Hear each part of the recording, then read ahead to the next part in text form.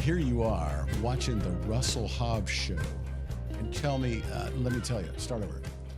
3, 2, 1. Ladies and gentlemen, here you are watching the Russell Hobbs show. And, you know, I know why, and I don't know why, but you're going to know why. So today, as every show, we have the most extraordinary, interesting, dynamic guests. Today, I'm very happy and excited to have a friend, Jennifer Styers, in the studio for the show. And this is love embodied, Jennifer Styers. Aw, love embodied. I like that.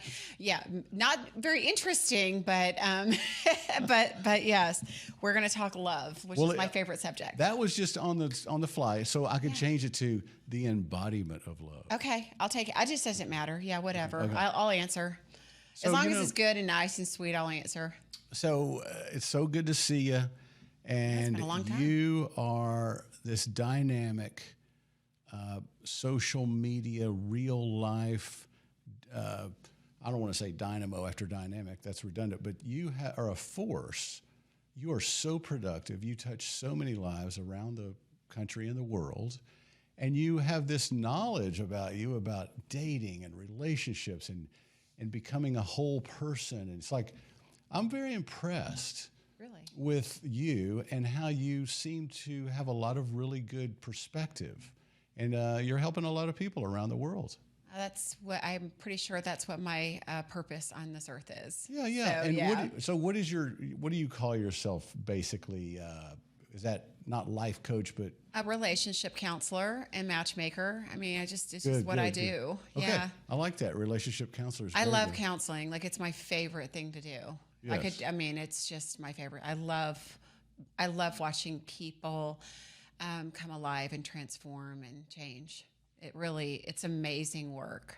And what a blessing to find something that you love doing and you're passionate about that also helps the world be better and people get somewhere. Yeah, I am amazed at how many people are walking around that don't know what their purpose is, when I think I felt like this is always mine.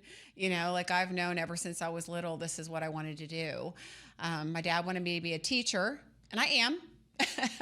I am, but he wanted me to be a school teacher so I could have children and be home for the holidays and all their holidays. And he had my life set for me as a teacher. God love him. I mean, my mom, 5 kids, amazing mother, was at home for us. We did arts and crafts. And I mean, all of us, I think, are brilliant because my mom poured so much into us educationally. And my dad just wanted the same for me and my sister. And my sister is a great mom. And I wanted to be a psychologist.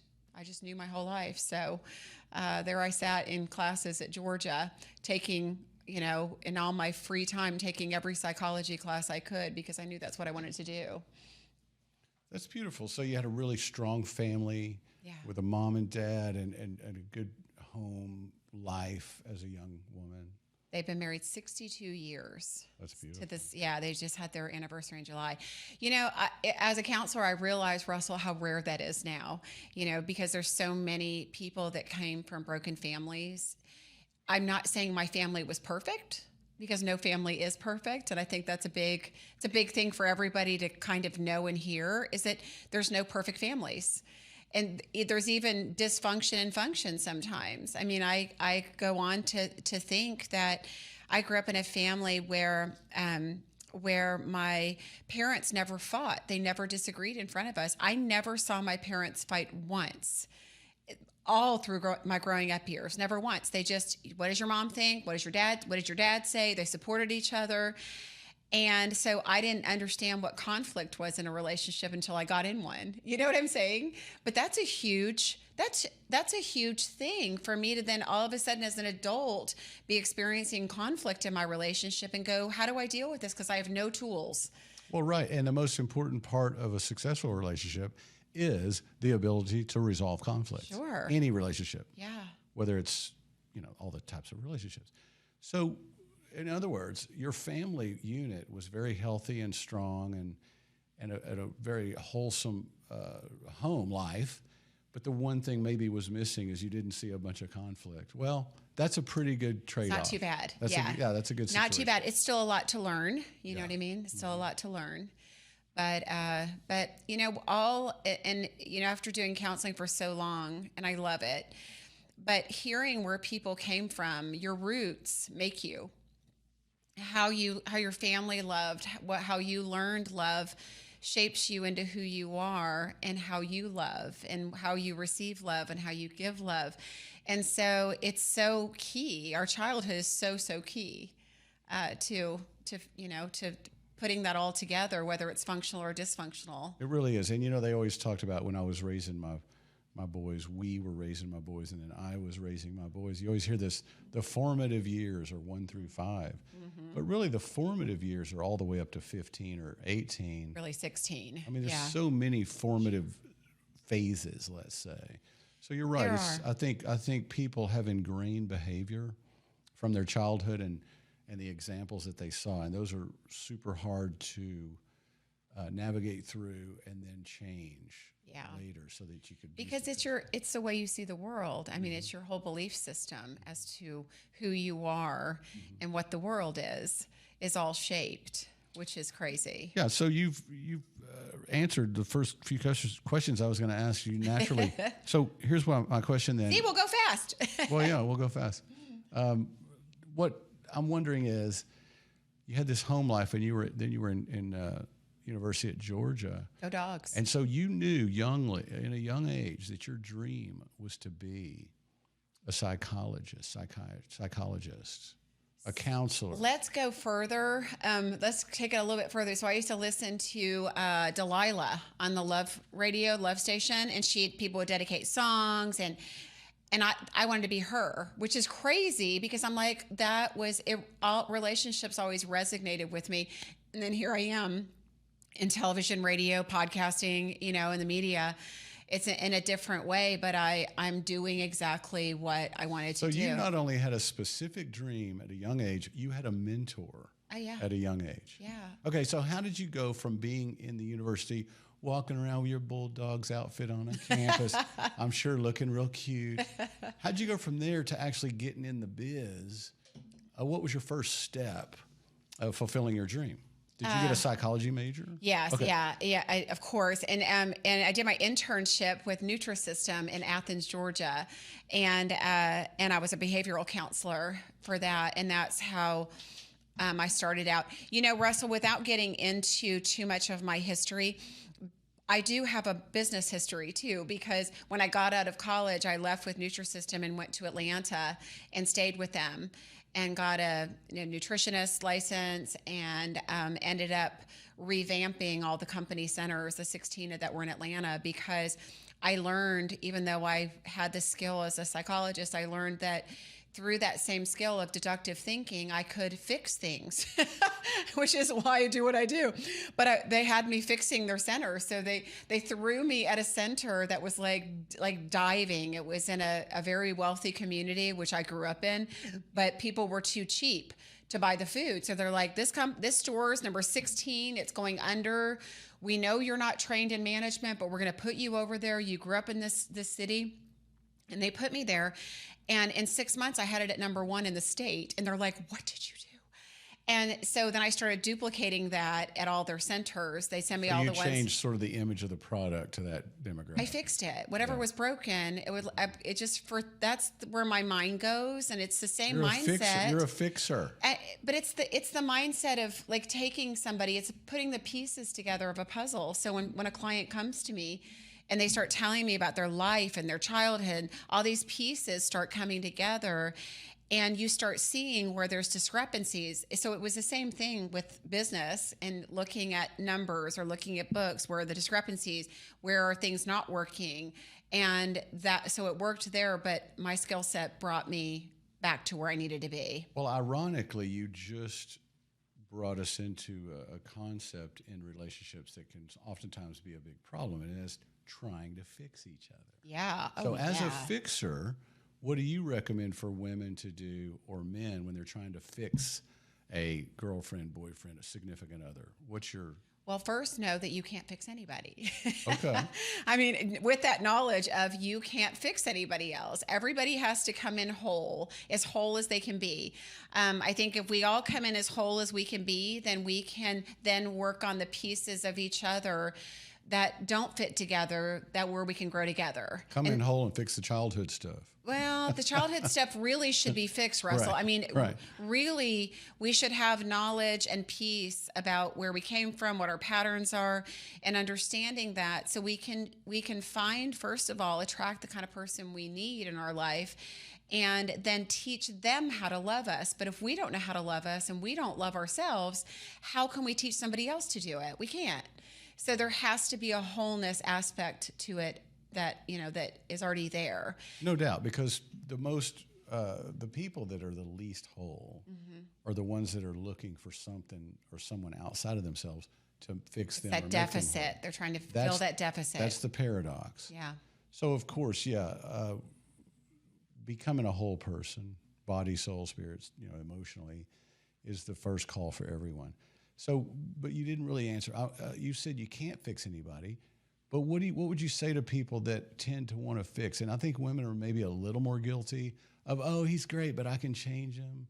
What do you think? I think the answer is knowing that you can't fix anybody and accepting people for who they are as they present and seeing them for who they are. I think a lot of times people too want to wipe those red flags away, and so you see it, your intuition tells you it's there, but yet people don't want to deal with it. So that is the key, is saying what you see is what you get, and expecting somebody to change, or seeing potential in somebody that probably may have potential, but if they don't see their potential and they don't want to reach their potential, all the love and support you give them isn't going to make them reach it.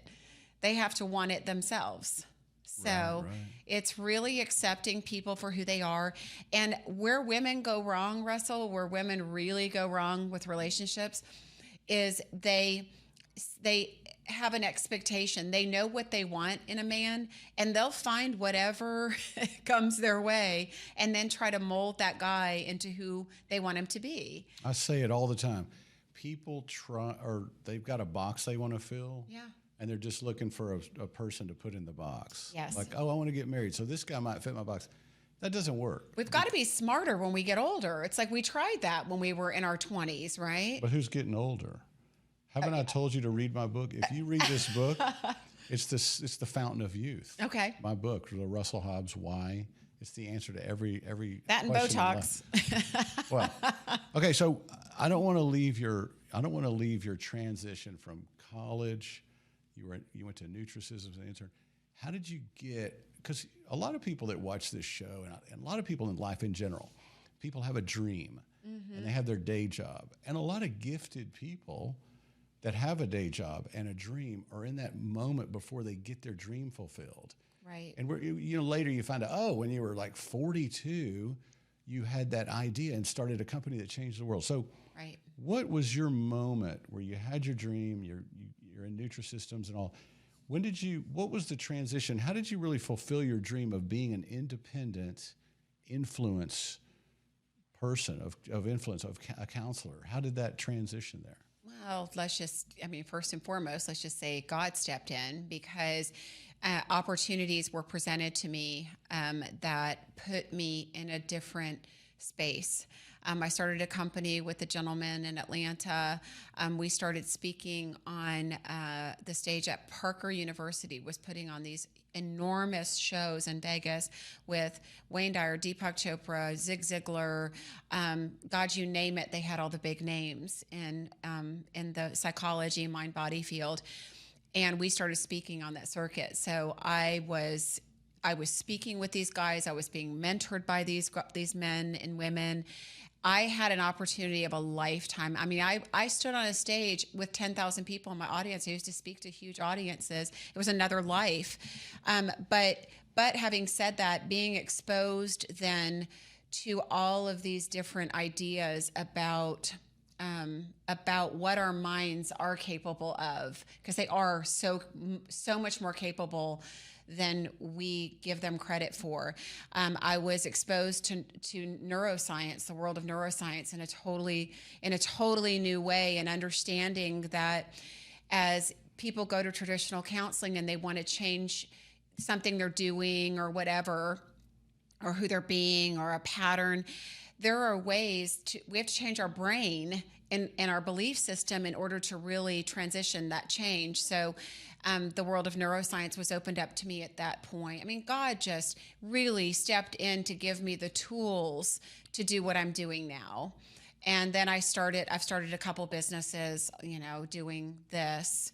And my husband was a doctor, so I started first with doctors. And I was trying to do some business stuff with them, but it all turned into life. It was all, God always led me back to, it all comes back. Every problem we have in our life comes back to who we are and who we're being or who we're not being, or how we're showing up or how we're not showing up, and how we think about ourselves, et cetera, et cetera, et cetera. So right, our identity yes. is the core. Yes. Knowing who you are, you really can only fully get your identity if you are tapped into God. Yeah. So identity is key. So you were in Atlanta and got married still? Yes. When you were there, how long were you married? My husband and I were married for about 6.5 years, and he passed away. Oh, wow. Yeah.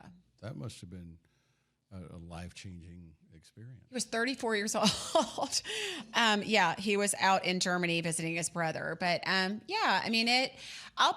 being honest, yes, it was hard.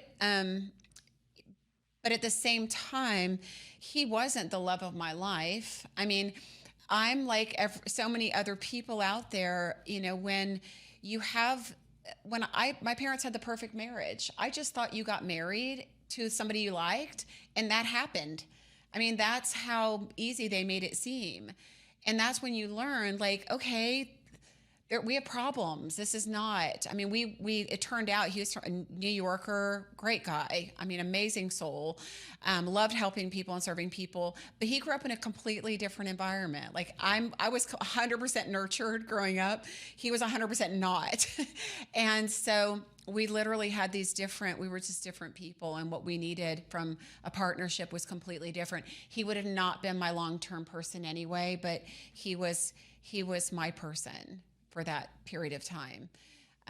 But I share that thought you said where, in a way, before you ever are married, it's an idealistic thing. And, I'll just get married and everything will work out. That's how I thought about it when I got married once. I think it was generational, don't you? Because I think now parents are talking to their kids about it. Well, my parents divorced when I was 9.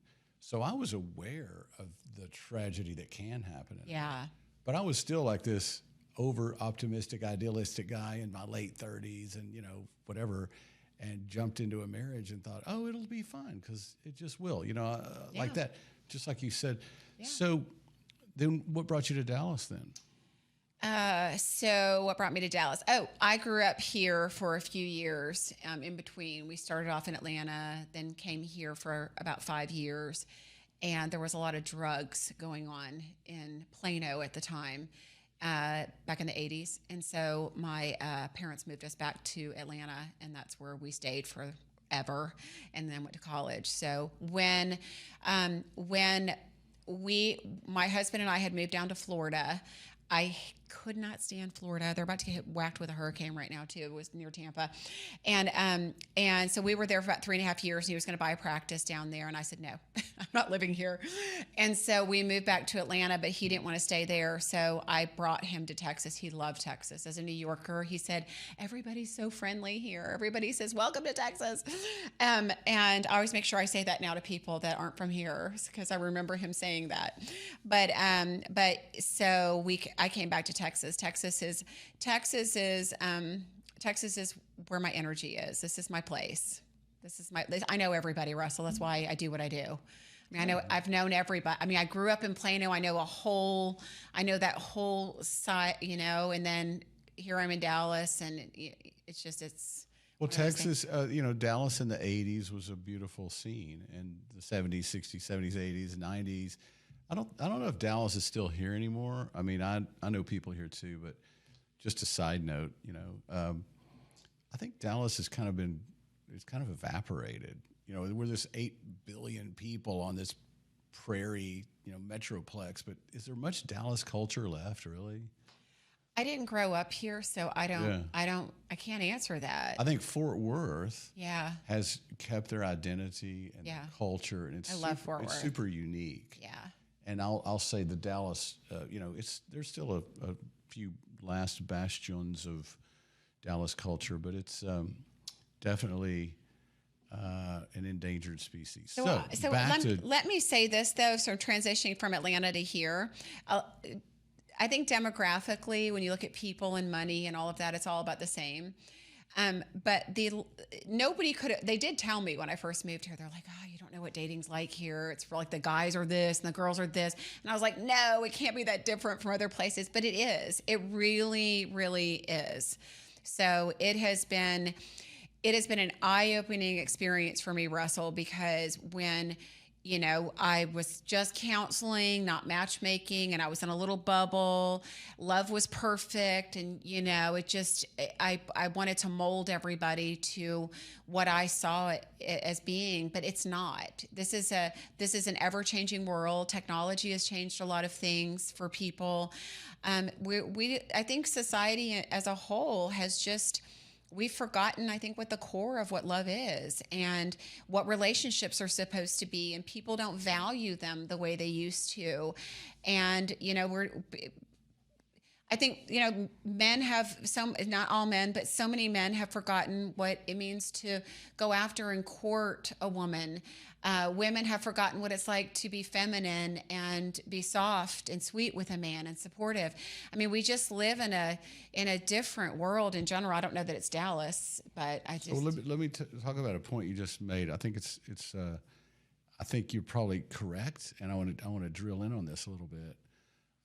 So you think Dallas has a unique and different than other cities, sort of a single scene, a vibe of what singles are relating to each other here in the Metroplex? I think so. I mean, it feels, I know LA is very much like Dallas in that, but I mean, we can use the word pretentious because there is a pretentiousness. What you see is not always what you get. It's a lot of appearances. I know years ago, people used to call the $35,000 millionaire the guys that drove the really nice car, but they lived out of a box, you know, basically. And that is real. That's true. It's real. The superficiality from a female standpoint, there's a lot of money here. Women can be very superficial.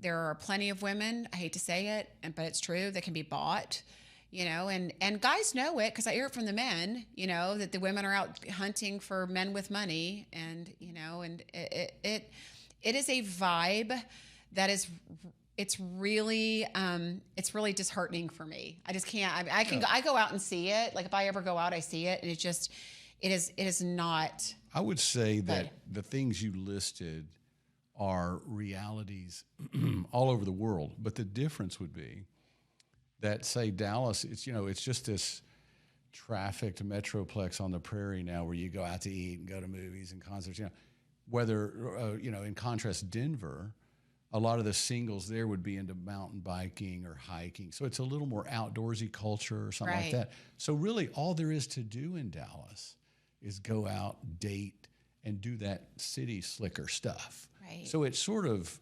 magnifies the issues that you're bringing up. You know, a good point. I mean, we don't have a beach. We don't have yeah. So I don't think Dallasites are any more evil. We're just kind of all in this abstract zone. It's like we're on this other planet, you know. Yes, but because we live in a beautiful, glitzy, glamorous, look at our Dallas Cowboys, you know, everything's like the bling. We are in a city where there is a lot of appearances, and what you see is not always what you get, you know, and people do put on put on fronts. And with social media now, people have that opportunity more than ever all over the world. People have that opportunity to put on a front as to who they are or what they have or lifestyle. And it's very confusing. It's just different. Yes. I had a thought a minute ago, and I want to share this and see what you think about it, because you are love Jen, the matchmaking relationship counseling expert. So I have to ask you this. I think part of the reason that people are, because I'm single, by the way, in case you didn't know, but part of the reason I think dating has changed, the dynamics has changed, is because there's an investment to dating. You go out one time, and you're going to spend time and money if you're the man, Right. because even though the women have all the rights now, the man still has to buy the dinners, right? Sure. So we go out, and there's an investment of time on both parties. So you go out and you go out again, you spend time on the phone. You're investing in a relationship. And so my question, and I think it's a strange dynamic, is it takes time to get to know someone. And we should not judge too quickly. They aren't perfect on the first or third date, but you spend time getting to know someone, and then you get down the road, and all this investment of time, money, maybe some heart is already in there. Yeah. And then you find out they're different than you thought. So I think that's the main reason that people go in with a bit of skepticism, because some people are playing each other. You know what I mean? And so what do you think of that subject in general?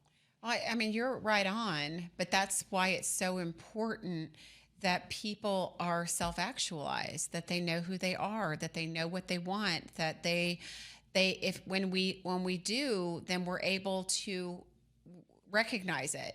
We're able to see it. We're able to hear it.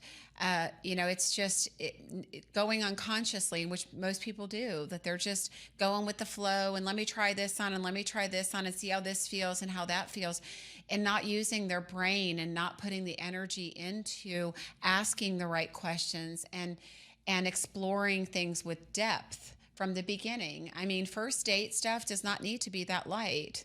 It's all about a connection and getting to know somebody. People need to ask real questions. And I think what I'm hearing from you is that if there's a lot of openness and honesty and communication early on, it'll probably suss out a lot of that pretentious facade or whatever. Yeah, because people spend the first 3 dates putting on an air as to and being who they think the other person wants them to be, versus who they are.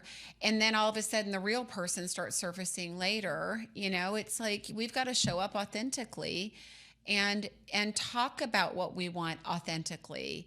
I mean, I always use, and people remember this statistic more than they remember anything I say, I think probably, and that is, I always say that there's probably about 2% of the population that's for us. So 98% of the people are not for us. And if we were discerning enough, because we did the work and we know ourselves well enough, we would understand that there's a very small percentage of people that are for us. Don't waste your time on the ones that aren't. So you just purposely or not said that there's not just one person for you on the planet. No. There's 2% of the planet could be yours. Yeah, 2%. Now see that. Hey, what is that? How many people is that? That gives people hope. 2% of 8 billion people. Yeah, is what? I'm bad at math. That's a lot of people. Well, let's just say it's a lot more. We just got to find them. Yeah. It's a lot more than that one person that might be like in Antarctica, working on a. I think we have lots of soulmates based on where we are in our life. We can even have friends that are soulmates. I think that term is thrown around a lot, maybe too much, because I think there's trauma bonding that people call a soulmate.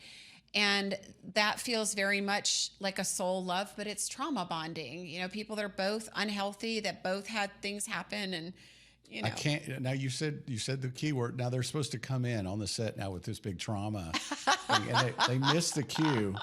We're supposed to do some trauma bonding right now. Now these guys. All right. So anyway, I'll just go with we'll go a different direction. So let me ask you this: all your beauty, your knowledge.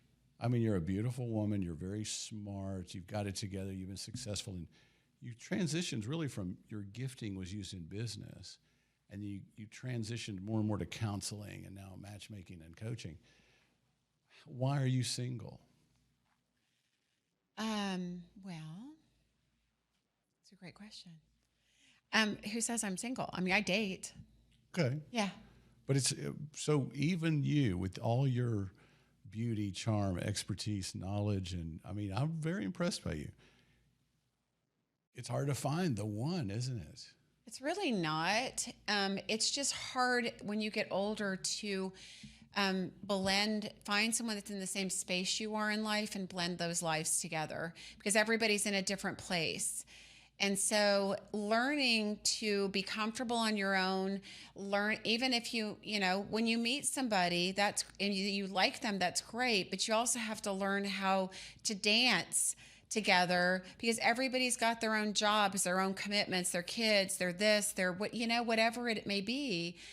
And we've got to put aside our own expectations for that and just dance in that and be okay with wherever it's going and not be in some rush. I know. And then you finally find that person that's so beautiful, deep, stimulating conversation. Mm-hmm. You're attracted. You can't wait to see them again. Yeah. They're empty nest. It's like all going perfectly. And then they have that pig snort or something and they laugh, So, nobody's perfect. We've got to overlook something, right? Absolutely. Yeah. I mean, understanding that nobody's perfect. We're not perfect. They're not perfect. And we do have to extend that grace because that's where people, Russell, throw, great relationships away because they nitpick on these small things. I mean, And meanwhile, this chick's like, well, I don't like the way he does that. And there's like 45 messages in her Facebook message box of these other guys 100% that are ready to hit on her. So it's hard, for both sides. Yeah. It's hard because everybody's particular. And the availability is there. And here's I got another paradox for us. Okay. Another challenge I'm going to throw. All right, I'm ready. The more whole we are, the less we need somebody. It's so true. So here's another paradox that's making that 2% of 8 billion, that search for the soulmate even more difficult. Yeah, but true. But those people exist, and there's a lot of people that really, I think we all need love. And relationships are natural and good if you can find the right person. But it is hard. I mean, it is hard to find that person. It is. It's a big world. I mean, I was just telling one of my clients, I used to think matchmaking was this luxury when I started it. I was like, most people can't afford it. It's for these discerning people, and it is. But I don't know many people that can afford it because I think of all the time people waste, the crap that's online. I'm sorry, but it's crap. The time people have to spend weeding through that crap. I mean, do people find love online? Of course they do. But what are the chances and how far what did they have to go through? And people are so tainted by the time they get there. I mean, it's just crazy. So to You're me, you're saying it's money well spent because it's an investment. And as you were speaking, I thought of this. Most happy couples you meet, they'll probably say that they either met through friends, or they met at college, or they met at work. Right. Okay. So what you are a person with this big network of friends. So you're kind of like this professional way that you introduce to friends. 100%. I always try to tell my And clients, think about a friend. Hey, I'm going to let you use that. All right. Yeah. That yeah. IP. Well, I actually do tell people, just think about it take the pressure off. A friend set you two up. Just think about it this way because you want it as organic as possible. Mm-hmm. The thing is, Russell, and this is the hardest part, everybody, of dating, is that there are amazing people out there, but what you said earlier, and you keyed in right on it, is the ones that are really healthy and okay, they're not out searching because they're okay. So I always say the good ones are hiding under rocks. They still want love. They're just not going to go to a bar to do it. I know you were in the bar business, so no offense, but there's an age group that does that, and there's it's not healthy when you get of a certain age sometimes, and they're not going to go to a bar. They're not going to go online. They can't go online, some people, because of their image or their job or whatever. So what are their choices? Their choices are limited. So sometimes you have to go outside of the box. And it is great. If I throw parties too for people, I love when people can meet organically. I mean, it's great. But again, what are the chances, No, I think you do a great service. And for the record, I have to clarify. I didn't really own bars. It was like I was Nightclubs? like Reverend Horton Heat said, I was a guy with an art project, and we had to have a liquor license because people want to drink. So I had venues. You know, I like to show art and music and theater and stuff. So yeah, we had some drinks there, but it was not really the. I love that. Yeah. So I've always been way too idealistic for this world, and probably that's why I'm single. So no, you know what the thing is, Russell, and I don't mean to interrupt you, but you know Please do. that's a thought process. You've got to find somebody that can join you there because, and it makes you unique, and people need to understand who they are and their uniqueness. And because you just stated who you like, this way you look at life, you have to find somebody that shares in that uniqueness and can understand and appreciate that, even if it's not who they are, but they can at least appreciate it and bless it. That's the way it has to go, you know? It really does. I mean, it's after all the attraction, the physical attraction, the looks, you sniff each other out. It's really about deep conversation, intellectual connection, and you want somebody that gets you, right? For really, Russell, yes, for you and I, that's what it is. But for some people, it's not. I mean, we could just be super honest. Some people, it's completely about the physical. They don't care about the depth. They don't have it themselves. They don't want it. I mean, not everybody's looking for the same thing, which is great because it opens up for, That's true. That's Yeah. true. Okay, so I want to jump back. Here's a question you bring to mind. You know, everybody's got their dream and all. What obstacles did you have to overcome to really? I mean, I consider you a successful person. You have a presence. You influence a lot of people. You obviously are making a good amount of, you're making a living. So I consider that success. You have a mission you're accomplishing, and you have money enough. That's how I define success. Sure. So, what obstacles did you overcome? Like, what was the point there where you almost gave up and did something else, or where was that scene in the movie where, oh man? The only time I ever almost abandoned what I do was when I was going through a divorce, and I was like, well, I can't counsel people when I'm a mess. And God laughed and said, "Oh no, I'm giving you the good stuff." Oh no, now. God laughed and played lots of cute little jokes on me. But I was like, "No, God, I'm out." Like I told him what I wanted. I said, "No, I'm not doing this anymore. I've been working for myself for a long time. I'm tired. I'm exhausted because when you work for yourself, you're working 60, 80 hours a week. It's exhausting." I said, "I am just going to go get a job. I'm just going to go get a job and plug in every day, plug out 9 to 5 and have a life." And a joke was on me. So it was crazy, but I do organizational development, psychological organizational development. And so I did some org jobs while I was going through my divorce and healing. And I had amazing opportunities that were presented to me, like amazing job. Like, I'm like, how did I even qualify for this? And every one of them fell through at the last minute for something. And I was like, I remember like, I'm not a quitter. I'm not a crier. I'm not feel sorry for myself. But I remember one day, God bless my girlfriend for coming over. I just cried in my bed all day. The last opportunity, the door shut. And every time the door shut, God's like, go back into counseling, go back into counseling, go back. Every time I heard it, I was like, nope, not doing it. Nope, I'm not. I mean, it was clear as day. Anyway, long story short, I literally got up out of my pity party the next day, cried for a day in bed, got up in my pity party, never had built a website before. I'm technologically challenged. I sat down, built a website in like 2 hours. Within a month, I was full and going, and never look back again. So joke was on me. So, we can't tell God what we want to do. I mean, it's his plan. Well, that's beautiful because he had already imparted so much knowledge in you to help other people. And that's how like ministry works. It's so rare to find good counselors. Yeah. I've been to counselors in many different types of ways, court ordered, whatever. But a lot of them are terrible. You give them big money and they don't really accomplish anything. Yeah, people aren't getting tools, People want to understand things and have tools. That's right. And I've had some really good counselors that I learned and I changed, my life was changed through them. So you had already become a really good counselor, and so he wanted you back in there because look at all the people from that day. I have the chills. It's that just you have helped. Because you didn't give up. No, from that point forward. I had a media guy come in my life and blew up my media life.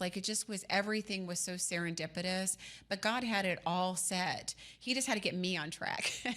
He just had to get me back in the plan. So it's funny. I was just counseling somebody today and I was telling them, we've got to learn to listen. We're really good at telling God what we want and then going after it, especially driven people, of just going after it instead of sitting back and going, what do you want from me? And letting him in to be a part of it, That's right. Yeah, surrender is the first step. Yeah. And I don't mean that in that way. Oh, so, we're coming around to the home stretch. Mm-hmm. So we have a limited amount of time. Mm-hmm. I so appreciate you being here. But, I'm looking at the clock and we can't go on and on. Right. I mean, it'd be nice if they just brought in some catering. Yeah, awesome. We could just sit here and talk all day. Switch to the next subject. But so here's a question that I ask everybody, and you just have alluded to this reality a few times, but I want to give you a chance. What about God? A much debated subject on this planet that we are spinning through space. Crazy. What do you think? What do I think about God? Mm-hmm. I think we can't exist without him. I think we're edging him out of everything that's good in life. It makes me want to cry. And I think I'm getting tears because it hurts that our society is edging out the one thing that we need more than anything. I refuse to take it out of my coaching. I refuse to take it out of my messages. I refuse because it needs to stay a part of who we are and what we're doing every day. It needs to be a part of our decisions. It needs to be a part of our kids' decisions. It needs to be in schools. It needs to be, we're looking at a world, and this is not relational, but we're looking at a world where there's suicide and there's so many things happening, so much confusion amongst children. Why can we not relate this back to taking away God, taking away our history, taking away all of the things that give the lost the found? You know what I mean? Right. It's like we're there's so many lost people, but we've lost God out of life and out of relationships. And we're not bringing him into relationships either. So many people aren't bringing him in. So that's, it's a problem. Only thing I can say, Russell, is the believers and the people that stand for God still need to stay there and keep moving in that direction, and don't let life in the world lead us in any other direction, because you talked about a force earlier. It's going to take a force to get us back. And so many people here, you and I are talking about, we're believers. Our faith is strong. It could withstand anything, and I think we, when you talk about God, we've got to have him a part of our life and decisions and our world moving forward, or God knows what's going to happen. He knows what could happen. A lot of it's written in Revelation, but that's beautifully said. Everything you said, beautifully spoken. God is light. So if the more the light's pushed away, the more the world's in darkness. Right. It's really that simple. Right. And who are you going to surrender to? Yeah. I love this trend now. I see it every day. It's like the universe. Oh, I prayed to the universe. I surrendered to the universe. The universe was created by God. So the universe is not listening to you. The universe is not going to save you. I dare anybody to jump out of your space capsule in space and, universe, please come save me. Your only choice, or your only chance of making it out there spinning around the universe, is God sends somebody with a spaceship to pick you up. Right. Right. So Something you better- tangible, you know, yeah, you know, it's sad, Russell, because I think where you and I were raised with that as our foundation, kids are not being raised with that now. And it's showing in every way. It's showing. It is. It's troubling times. Yes. I wasn't raised with God at all. I was ignorant for 29 years of the truth. And I you know, that's my story for another time, but, I'm so glad to get to know more of your background and your family upbringing, and you've got a lot of really you know, important truth and revelation inside you. And I really thank you for sharing today, and I thank you for coming on and being real. Thanks for having me. Being real, I know. being real. I You don't know what I any mean? other way. Being real is really, you know, the more we have the courage to be real and honest, and that's all about the light too. And it's all about walking in God and honesty and just having the security that no matter what we do, it's going to be okay. We don't have to fake anybody out. You know what I mean? Yeah, and if I may just say this really quickly, I think one of you had asked about lessons and things that happen, rose-colored glasses. You know, I had rose-colored glasses on, and people always used to say, God, you got to take those off. And the more that I was willing to take those off and see things the way that they are and talk about it, when you start talking about it, I mean, now I'm meeting people where they are versus this idealistic idea of love that I had. And that is so important that we do, you know, we meet each other where we are, because this is a different world we're living in. And and it doesn't matter what you want and how great your ideal of what love and relationships are. We have to deal with the reality of where we are and where other people are. And that's a whole other conversation. I just opened up No, what you did is you cut to the chase, and that is the more real and the more honest we are, we don't waste everybody's time. Right. In any sort of relationship. Right. Business, romantic, family relationships. Yes. That's the key, is walking in the light. So thank you. Thank you. And thanks for everybody for listening and joining, and buy Russell's book. And Buy Russell's book. Go to Love Jen. She's got so much for you. Until next time, thank you so much. We love you. Bye.